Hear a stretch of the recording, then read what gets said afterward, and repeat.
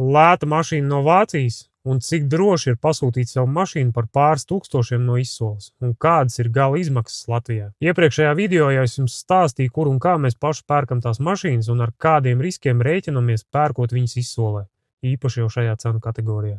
Skaidrs, ka šis segments mums vairāk ir izklaidē, nevis ikdienai. Un to, kāpēc mums viņas ir tik maz, es domāju, ka video beigās jūs sapratīsiet paši. Un, lai būtu interesantāk un vieglāk uztverams, uzmodelēsim konkrētu situāciju ar konkrētu mašīnu. Un, protams, ka būs daudz interesantāk, ja mēs kā piemēru paņemsim BMW 320. 91. virsbūve M47. motors. Kā redzam, nosauktā cena, par kuru teorētiski ir cerība, ka pārdevējs mums viņu pārdos, ir 1500 eiro. Ja nebūs daudz interesanti, iespējams, ka izdosies viņu par to cenu arī nopirkt. Savukārt, ja gribētāji būs daudz, tā cena mierīgi var sasniegt arī 2 un 3 tūkstošus eiro.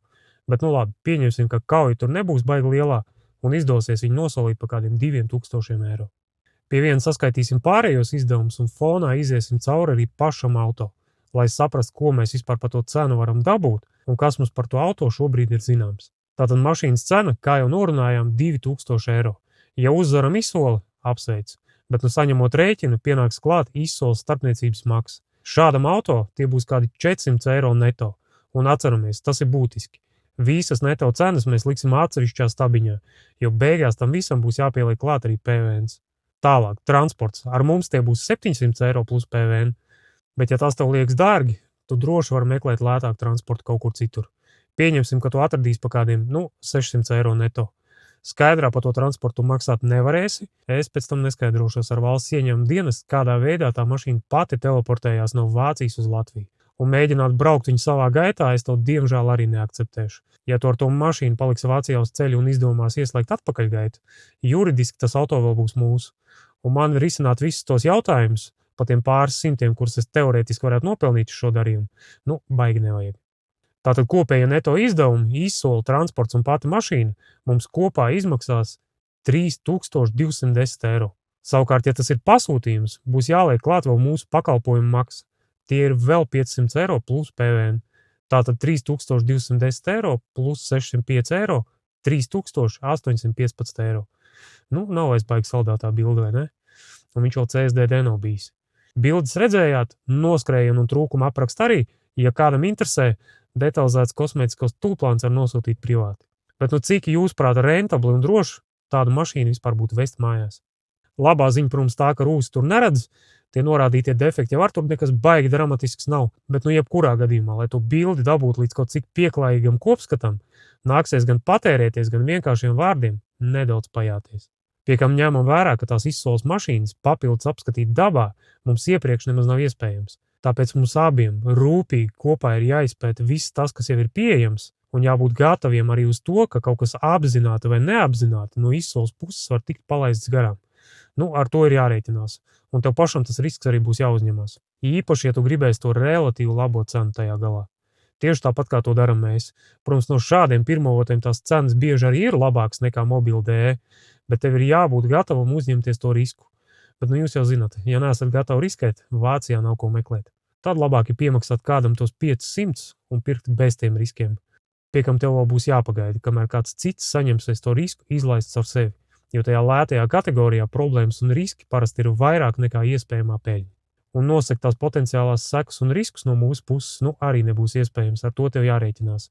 Jo, ja tas mūsu starpniecības pakalpojums šādam auto maksās 500 eiro, tad viss risks šajā gadījumā būs jāuzņemās jums pašiem.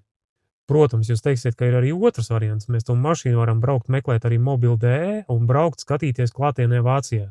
Tādējādi it kā ietaupot tos 500 eiro, kurus izsoles gadījumā mēs samaksāsim papildus. Pie kam tā mēs jau iepriekš varētu izslēgt lielāko daļu riskus. Teiksim, tie paši grabošie sajūgi, nenobildētā rūsa un visas pārējās problēmas, kuras var būt tādai mašīnai par tādu cenu.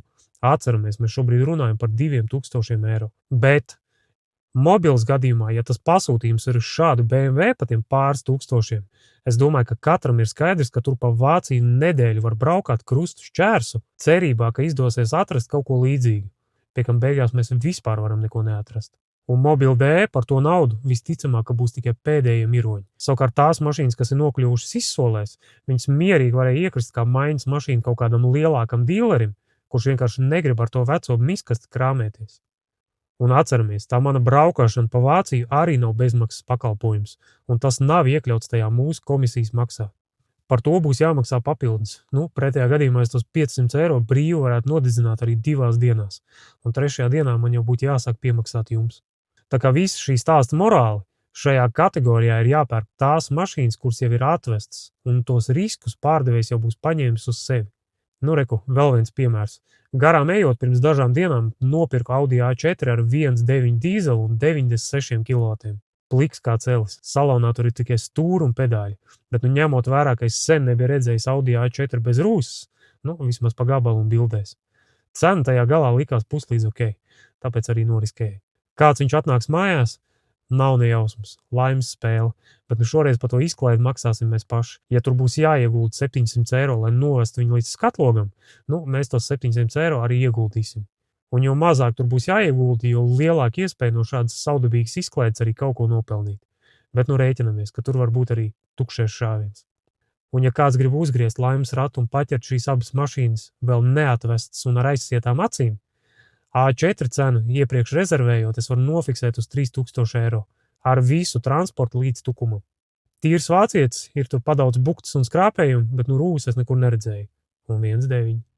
Savukārt BMW cena ar visiem izdevumiem mēs jau saskaitījām kopā. Ja kādam aktuāli, dzintarzemauto.lv. Paldies!